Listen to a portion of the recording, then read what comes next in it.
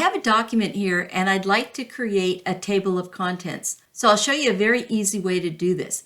I'll click on this first line and on the Home tab, I'll mark it as heading 1. Then I'll click on this line, I'll mark that as heading 2. I'll click this one, mark it as heading 2, and then I'll make this one heading 1. And I've completed that through the rest of the document. Now I want to generate the table of contents. A lot of people will generate the table of contents at the end of their document. That way they don't have to change the page numbers, and then after they print it, they just move the table of contents to the beginning of the document. So I'll hold down the Command key and tap the End key. And then I want a page break, so I'll hold down the Command key and press the Return key.